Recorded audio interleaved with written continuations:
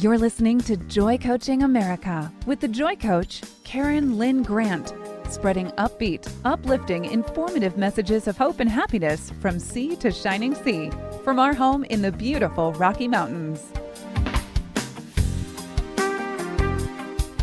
Welcome to Joy Coaching America. This is Karyn Lynn Grant, and today I have such a surprise in store for all of you today. I get to interview, I would call him one of my best friends, even though we haven't talked for a little while. It's been a little while. Life gets busy, but you know what? You never lose that place. When you have established a place in someone's heart, it's like your heart is a heart of many mansions and they've got their very own room. And today we're going to talk about the beautiful music, the life of John Canaan, a man that I just get tingles when I get to even say his name. He has been in my life since I was 28 years old, although I did not know him personally at that time. I'll tell you how he got brought into my life. John is a relationship coach, and his business is The Path of Peace. And his website is pathofpeace.org. I want to give that to you right up front so that you can write that down, and you're going to want to go visit that. He has been doing a beautiful coaching that originally started with sending the right message, which I have taken his courses. I've gone to his programs before, and it's so fun to go because John sings to you while you're at his workshops. He is a stand-up comedian, so you'll be laughing, and you get to work on your relationships right there in these coaching experiences. And they are experiences, and they are wonderful. And so, John, you have done so many CDs. You've done so much music. You've been a musician for 50 years at least. I can't believe that you're that old. That means that you were writing music when you came out of the womb, right? I'm 68 right now. Oh my gosh. So you wrote your first song when you were 18? Yeah, about 17, about, yeah. Well, I'm excited to hear about this. John, you have lived a beautiful life thus far. You have touched hundreds, thousands of souls. You've made big impressions on so many of us. I know people that love you. And today I was talking to a friend on the phone, and she said, I get to interview John Canaan tonight. And she said, oh, tell him hi from Becky Sampson. And so people everywhere, Denise Williams, people everywhere have just fallen in love with the music, the heart, the soul of John Canaan. So John, I would love to start this because everybody has a story that catalysts the good work that they do in their life. And I know that you have a tender, beautiful, loving heart. And there's got to be a story in there that has prompted wanting to bless marriages, help those who are dating, go through relationship issues. And let's take me on that journey, take our listening audience on that journey with you as you begin to share and unfold your life for us.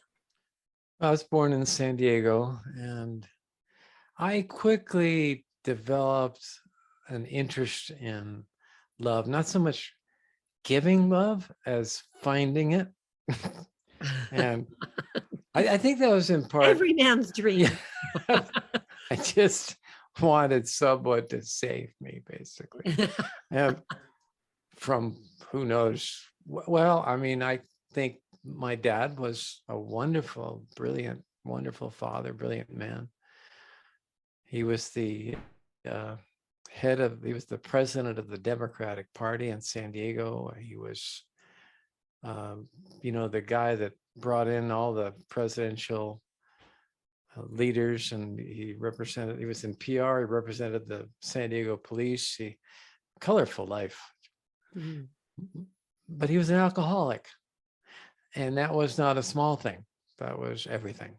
For a young kid like me, it put a little bit of a dark cloud on my heart on a constant basis. I think anybody listening knows what that's about if they've had experience. My mom, she was also an extremely colorful woman. She was had a nationwide radio show, and syndication. She was in astrology. She was an astrologer, and she was a brilliant astrologer. Mm. I mean, to this day, I couldn't even think of, I've always had a little interest in astrology, but I can't go to another astrologer. My mom is astrology. And Mm. she was so warm and fun and a little hysterical at times, which is why they ended up, my dad's alcoholism, my mom's kind of reaction to his alcoholism ended up in their divorce when I was about 21. Mm. I think the result of that, in combination with the fact that I lacked a sense of kind of getting things done. I wanted life to kind of come to me and fix what I was feeling instead of me going after life and bring what I could give to life. In a sense, I was kind of self-absorbed, most of my life, I would say. I think that's what led to the first divorce. I've only had one divorce. What am I talking about? But I was married to a wonderful woman, Margot. Many of you may know her, and we raised 5 little. And to me, they're angels. I love them. Mm. But one of the things that led to my divorce with Margot, from my end at least, so she brought her own things to that package, was it was about the John Canaan show for me and how I could get more affirmation and more approval and, more of whatever I thought I was needing, So going back again in time to your original question, what's my story? What led to music? What led to couples coaching and to consciousness workshops was that sense of loneliness, that big hole Mm. in my heart. And it was so deep, I thank God that in the midst of that throughout my whole life, I always was optimistic, always positive. You know that about me. Wow. If I got any more positive, So witty and joyful, and nobody funner yeah, than you. I'm, And that's so amazing, that hole in the heart, because I had that too. yeah, That right. insatiable desire to love and to be loved. Yeah, yeah. I'm born with it. And I'm glad you said that, Karyn, because it's an interesting thing. Those of us that have that insatiable desire to be loved, ironically, also have this wonderful desire that goes with it, a little companion, and that is to love. It's kind of Absolutely. like the redeeming grace God gives those of us that have got that hole. And I've always had that. I've always had that. And I have too. And you had one divorce, Mm-hmm. and I had 8 divorces. Mm-hmm. Yeah. And, Wow. I used to be really ashamed and embarrassed of that, to be Yeah. belonging to a religion that believes in one God, one faith, one baptism, and one husband. And there I was with one after the other. But that Mm-hmm. aching longing Yeah. to love and to have that fairy tale, that prince. Mm-hmm. Yeah. Yeah. So I started writing songs at about 17. The love of my life at that age inspired the first 25 songs. Like one of them was called All of My Songs Are For You. They were the most brutal, what I call lack of love songs ever written. I mean, they were the kind of songs that to this day, you can find them, a lot of them on Spotify, but if you're a drinking person, you'd want to get some beer and put some bubbles in your bath and listen to my music to cry it out. So Wow. they were good for that. We But can find those on Spotify just by going to John. yeah, you can find a lot of my old. Right. We've eliminated from those lists some of the desperately tragic songs, but some of them are still there, and I think there's a place for that. But yeah, I've probably written over 200 of those kinds of songs. And then as I went on in life, after I had really had some wonderful experiences with music, I also started developing some interest in just people and relationships and started, even at 23 years old, when I was at BYU, I would find that people would come to me with their relationship problems, and I would spend, a long amount of time working through their problems. Now, this is at the same time I was writing songs about my own broken heart, so that was an interesting combination. But what got introduced to me, which was so wonderful to me, at one point, one of the songs I'd written at the end of 1982, as some of you may know, a song called "What If I Loved You," I wrote and became the #1 song in Utah. In fact, at one point, I remember the #1 song was Lionel Richie. I can't remember what it was. And then there was me, #2.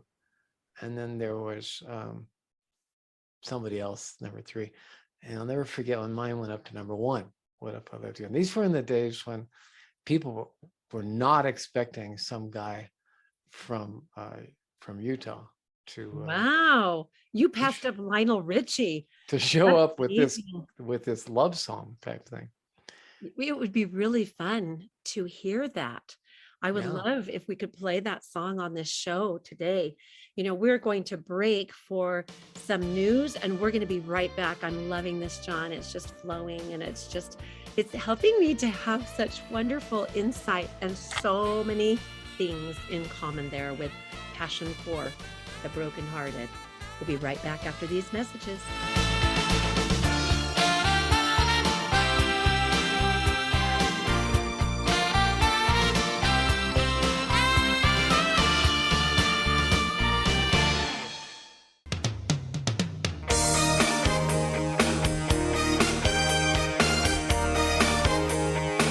From sea to shining sea and beyond, you're listening to Joy Coaching America Worldwide with show host and Joy Coach, Karyn Lynn Grant.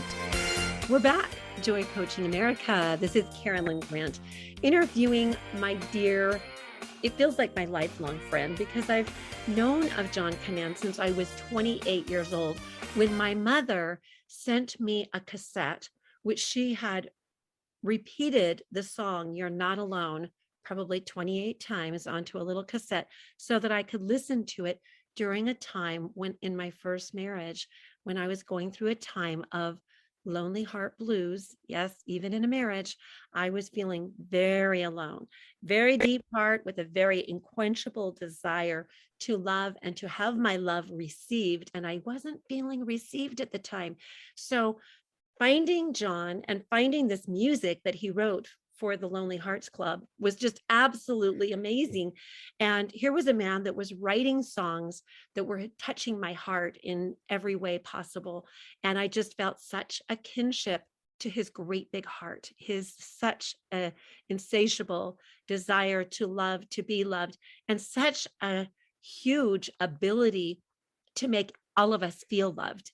And I think that is one of John's greatest talents. Is his greatest talent is his ability to love, and that makes him so lovable, so irresistible. We just love you, John. So you were just mentioning the song that you wrote at that time, how you passed Lionel Richie up. So go ahead. So it was really cool. So there was a station back then that was tracking all this action. They were the big station in Salt Lake and throughout Utah, and part of Idaho was Color 95. And the story that led up to that moment is just a fun memory for me, because I had made this recording. I was the first artist ever produced by Bonneville Records at that time. Bonneville had its own record label, and I was the first artist, I think one of two. There was two of us, I think, but I didn't know what to do with the recording, and they didn't know what to do with it. They'd spent an enormous amount of money on it, and that was back in 1980, about 81 or so. So I made some cassettes of it, of these 4 songs. One of them was What If I Loved You? And I went around to some apartments, to the female apartment buildings in Provo, and under the name of Todd Harvey, John Canaan's personal manager, because I didn't want to say, I'm John Canaan and please listen to my music, see what you think. So I would just go around and say, look, I'm just doing a survey. Tell me what you think. And I would put the headphones, little Walkman on their head. Oh, cool. and say, what do you think of this? And they would say, oh my gosh, I've got to have this. Well, the first night out, I sold 20 cassettes going door to door before there were any cassettes. And so then I would bring back the cassettes and say, and by the way, I'm John Canaan. And this was feeding into the other dark sort of side of the self-absorption and the John Canaan show. And that played itself out later in some sad ways, as I mentioned earlier and alluded to. But in the midst of all this, God sort of, I would say there's been a lot of interventions in my life where God intervened. And one of the ways he intervened was Mike McLean. And Mike McLean, who was the producer, before he was an artist himself, had produced What If I Loved You and all these other things, had just written a song called You're Not Alone.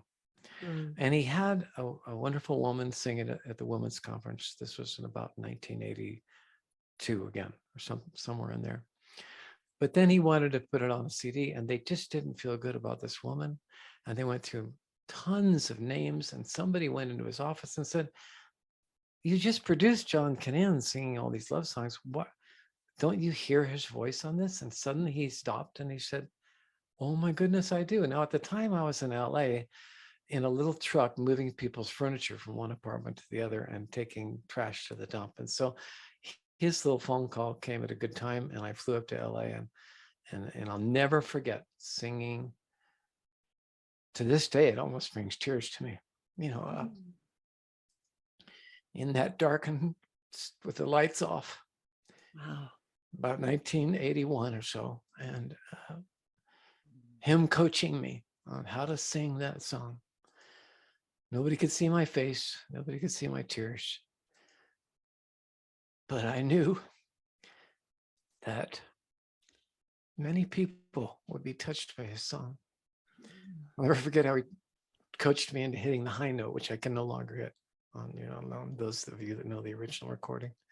So And powerful, John. I just knew that this was something so important. Little did I know how important it would be for me. But the stories I've heard through the years, the millions of people that have been touched by this, literally millions that have been touched by this Mike McLean song. And I just can't tell you how much of a privilege it has been to be a part of that. And then, as if I hadn't been blessed enough, I'm going up to do a seminar on relationships in Idaho, I think it was. I can't remember, but the other keynote speaker was Tim Ballard, who I'd never met. Wow. And Tim Ballard was there at the airport when we both arrived in this city to go to this conference. And my wife had just seen him in a magazine. And she said, that's Tim Ballard. And so I said, oh, we've got to go meet him. And so I walked over to Tim with my wife, and I said, and I'm telling you all this in answer to your question, what's been your experience in music and how does it intertwine with relationships? Absolutely. I want to hear it. We all love this. But I said, hi, Tim, this is my wife, Narelle Canaan, and I'm John Canaan. Tim started crying. He started crying. And he said, John Canaan. He said, when I was 19 years old, I walked back into my apartment from church, and on the radio was a song written by Tyler Castleton, sung by you, called Let Him Heal Your Heart. And he said, it was that song, he said, that changed the entire course of my life. I would not be doing what I'm doing now if it wasn't for that moment. And so I think of all the trouble in many ways that I have sort of left behind me. That's another story. But, being part of a divorce was very painful, and a lot of that tragedy. And I think God still was able to use me in these two dynamic moments in my life, for which there's no words of gratitude. Thank you, Father in heaven, that I could be even on the sidelines for these two musical miracles. So, John, Let him heal your heart. So yeah, these two miracle songs that I was so grateful to be part of. You know what, John? Oh, I was starting to say that let him heal your heart. And that song has touched, I've used it in so many experiences that I've used with women because I was a licensed massage therapist. And when I found your music, I thought, I'm going to go on a mission with John Canaan's music. And so sometimes I would play my music, but there would be often many times when I realized that these women who I was coaching and using music and aromatherapy for, that they needed a man's voice, that it had been a man that had wounded their heart, a man that had broken their heart, and they needed a man's, that vibration of this beautiful tone of voice to be the very thing that could heal them. Songs like I'm Sorry. I can remember times a woman being there on the massage table in tears because she was hurting because her husband he did not know how to say he was sorry. And I would say, I want you to listen to this song. And I want you to imagine that the Savior is doing this divine apology for you through my friend John Canaan's voice. And boy, the tears would stream down cheeks. And I Am Your Prince. Oh, that's one of my very favorites. But so many experiences on the massage table with people needing that method of healing through music, aromatherapy, and positive, compassionate, therapeutic touch.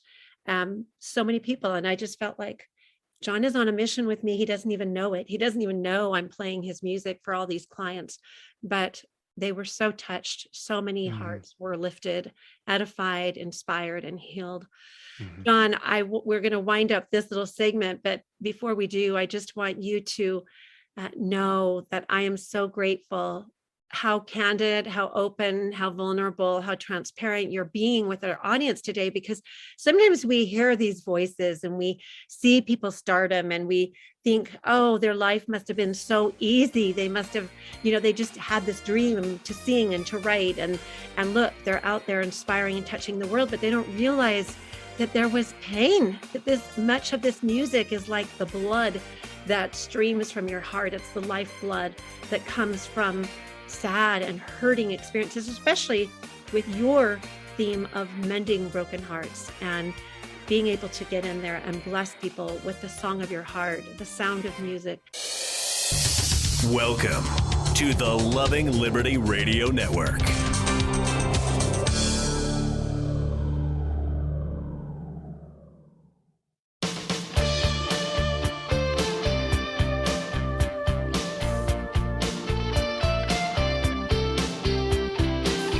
Welcome back to Joy Coaching America, raising the world's vibration to love, joy, and peace, one happy listener at a time. We're back, Joy Coaching America. This is Karyn Lynn Grant, and today I am loving this opportunity to interview a wonderful man with the biggest heart I know, John Canaan. You may have heard his music in this very room, the songs that he has made famous, as well as songs that he's written himself. I do want to talk about In This Very Room. John, will you tell us, did you write that song? Can you tell us? No, that's actually a very famous Christian song. Oh, I didn't know. I think you were famous to me that you made that song. Yeah, it's an old, wonderful Christian song. But I loved that song because I remember one time I used to play in the malls. I loved playing in malls. I had the time of my life. After a conference when Crossroads Mall was right there, and people would come out of conference and flow, and I would be at the fountain just singing all this song, and people would come. I remember this one woman came up, put her arms around me, and from the back, and said, I always wanted to meet the person who wrote that song, You're Not Alone. And so going back to that song again. And I turned around and I said, well, I always wanted to meet the person I sang it to. Oh, cute. And then she said, well, you just write just write a little something to my kids that I was here with you. I was here with John Canaan. And so what I wrote kind of surprised both of us and stood as a kind of an earmark, I guess, or a bookmarker when you turn down the page on a book. Because I wrote, "You're not alone, and you never were." Mm. And then we both just wept, Mm. both of us, because we realized, like Mike McLean himself had realized 9 years, a 9-year period after writing the song, Felt Alone. But at the end of 9 years, this one period of his life, 9-year period, he was able to look back and see the pieces fit together, and the footsteps in the sand, like the poem gives. He was able to see it. He got the missing pieces, and he saw that he never had been alone. And the same was true with In This Very Room, another great song you mentioned. One day in another mall now, Newgate Mall up in Ogden, I'm up there singing, and in their minds, they still thought I was a big #1 hit on the radio. This was years afterwards, and I was just doing it just because it was fun. But they set up, all these hundreds of chairs ready for the big appearance of, superstar John Canaan. And so when I got there, now you remember I've mentioned to you, one of my weaknesses as a human being is that it kind of tends to be the John Canaan show for me. Now, Karyn, you know that about me. You've known me personally for a long time. You know that. It's one of the ways that God has made me into some things I never could have been without having that weakness, as we read about in the scriptures. But still, that was sort of the backdrop. And this in particular was one of those days. So there's those 200 chairs set up, right? And how many people were in them? 0. I mean, I was hoping at least maybe a dog would show up and sit down on one of them, but nothing. And as I'm Well, my singing, dog showed up and started barking in the middle of the maybe your radio dog could have showed up. But so as I'm singing this song In This Very Room, I had a very special experience, and I thought I saw, just for a moment, every chair filled. Wow. And I still don't know what to think of or make of that, but I just remember it was pretty clear, all dressed in white, all loving the music. I there. believe it, John. I Yeah. believe that is your angel audience. I love that. Yeah. That's beautiful. Little experiences like that through the years have been, and I had recently, because we're talking about music and I haven't really gotten into the workshops yet, but maybe I'll get into that in a little bit. But recently I had another, I haven't written a spiritual song or a Christian song for probably 50 years, just a little bit after learning music at all. But my friend David Tolk had written a song called Blessings, and I'd been just listening to it every day and meditating it. And Was it just the music? Was it? That's all he does. He just writes instrumentals. And because I have shingles, I have to, what could be long-standing shingles. It's been over 4 months now, but I have to take a bath every day just to kind of make sure my nerves are calm. And during a lot of these baths, I listen to David Tolk's Blessings. And I'd also been thinking at the same time through the last few weeks, this was about 2 weeks ago, about something that had happened to a friend of mine. He had gone down a very dark road and just about lost his wife to divorce, and his family almost broke up. He told me one day, he said, "John, it's, as you know, what I've gone through. And when it came to the surface, it was horrifyingly traumatic for me and, of course, my wife, because he'd gone down a very dark road." Mm-hmm. But it all came out. And I won't refer to him by his real name, but I'll just say his name was Jerry. He said, "John, God came to me in my heart, and he was very clear, speaking 2 messages, and he put them in order. He said, Jerry, number one, this is going to be hard. This is going to be hard, but just put one foot in front of the other and keep going. You're going to be all right. Then he said, but number two, keep looking at my face. Keep looking at my face. So I'd been thinking about that story that my friend told, and I was getting to this one part in David Tolk's song Blessings, and there in that little shingles bath, it just all came. First Christian song in over 45 years. Wow. And in fact, I can read you I haven't recorded it yet. We want to hear the lyrics. Yeah, but I just love, because we got little time left here. On a cold and dreary night, in a dark and lonely distant place, a sudden comfort filled my soul, and I thought I saw his face. And as he looked upon my heartache, I felt a love that fills all time and space. Then he took my hands in his and said, just keep looking at my face. Then he melted all my grief and took my tears without a single trace. And there was a light inside my heart, like I was looking at his face. As I prayed to understand him, how he could take me in his warm embrace, the shame and doubt that I have walked in disappeared inside his face. Still, the path's not always easy, yet he steadies every step I take and whispers deep into my soul, just keep looking at my face. Oh, that's beautiful. Can't wait to hear you sing it. And I can't wait to hear it with the beautiful instrumental and those lyrics. Well, when you come back, I got to tell you the rest of the story because it's really cool. Well, we will. And I love how lyrics can just paint a picture of that dark road. And all in the same song, give you so much hope through the chorus and such beautiful instruction. Just keep looking at my face. I love that.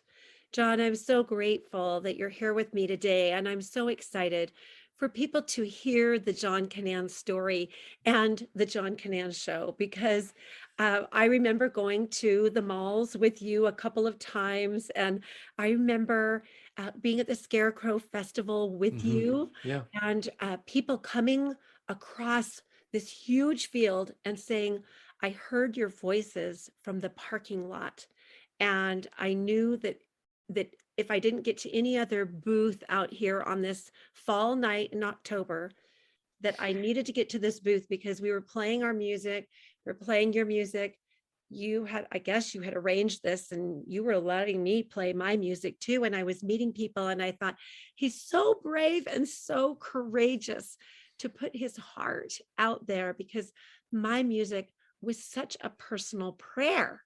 It was all spiritual songs for the Lord. And I'm so happy to hear these lyrics, so happy to hear what you've created. And it's going to mean so much to your friend who was going through the dark place, as well as to this new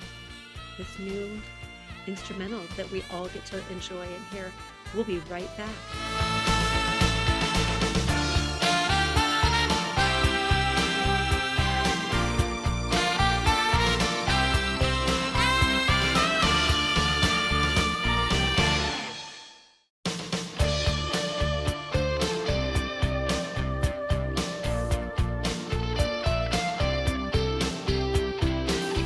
Welcome back to Joy Coaching America, raising the world's vibration to love, joy, and peace, one happy listener at a time.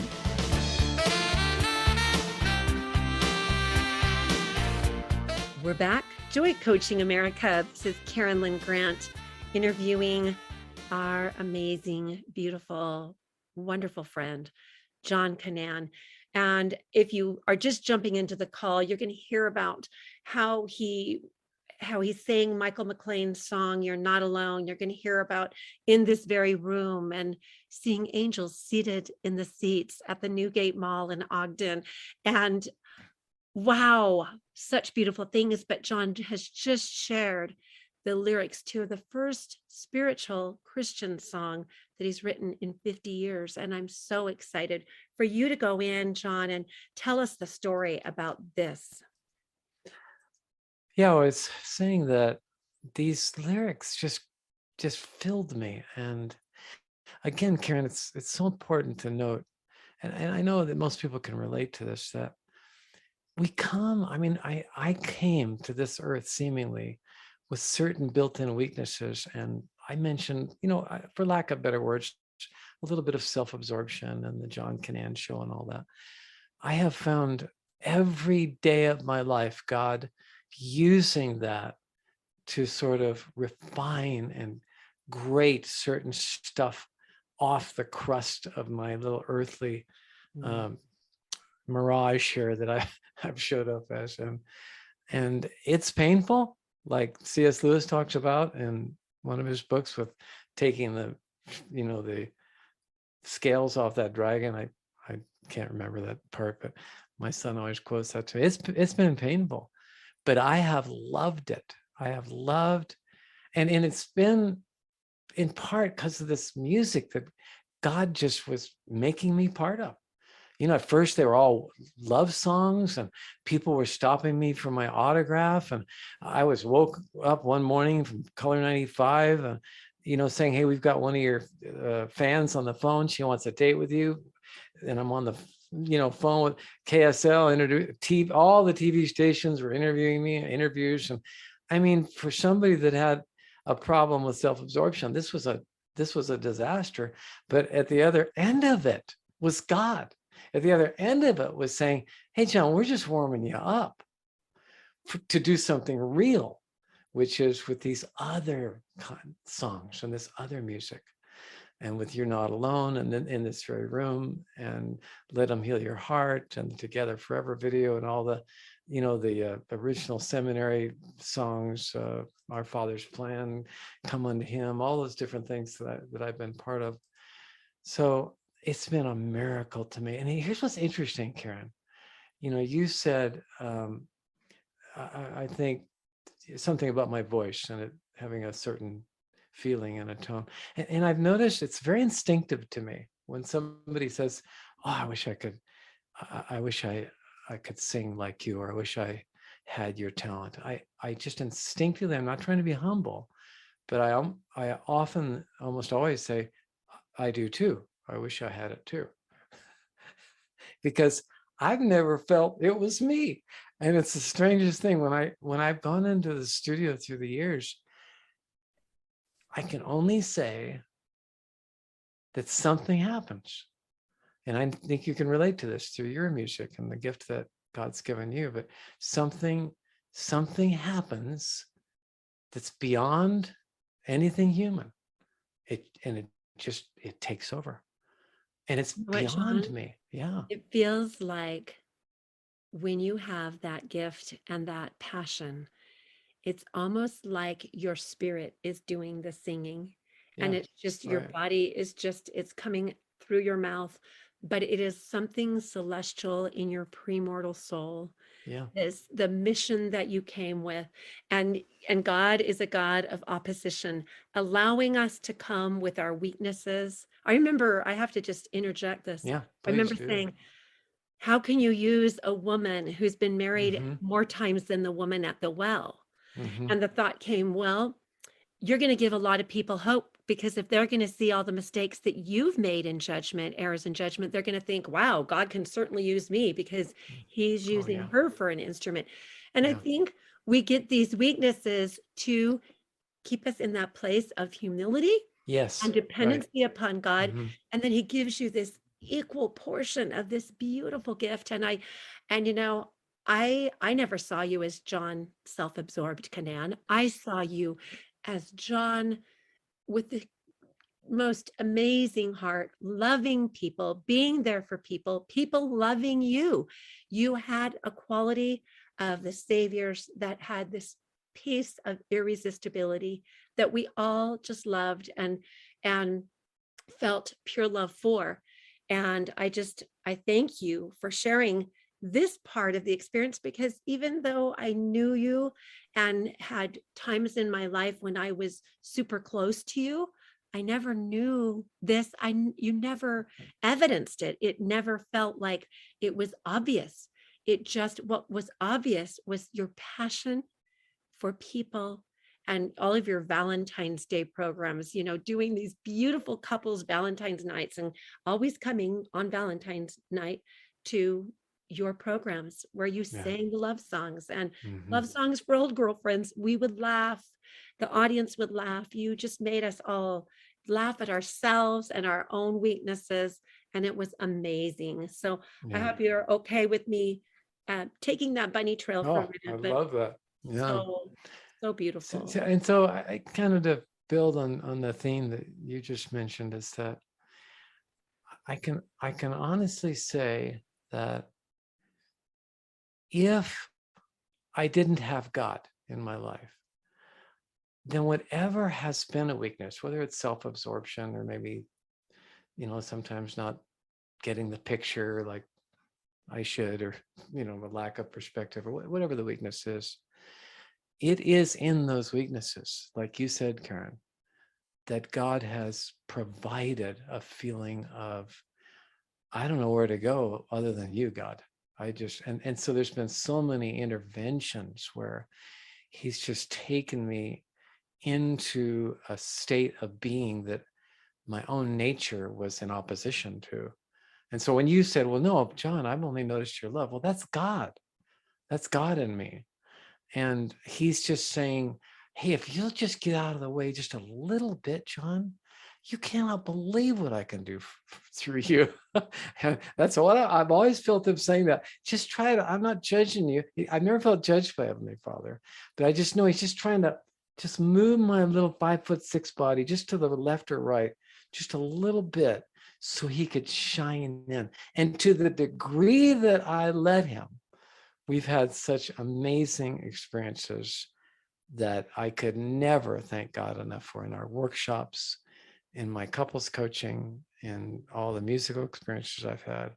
It's just nonstop God moments. And for that, I'll go out of this life rejoicing to have had a marriage to this now amazing wife. I'm just an amazing marriage where we just wake up each day and we're freaking out. It's like Christmas, and to have these 10 kids, my 5 originals, my 5 additionals, all just little beams of light, all have gone their own little way in life, but each one of them is like a little lighthouse, all 10 of them. And between the kids, between Narelle, between the involvement I've had in music and workshops, I'm here to say it's a fun time on earth.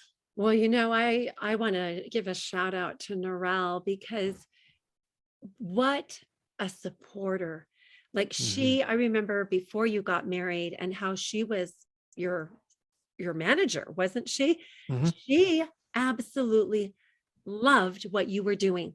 And I don't think anyone on the face of this earth could have matched that passion in that woman for what you were doing and what you were creating, and then stood so closely by your side without any hint of jealousy, just absolutely celebrating all the way. So proud of you.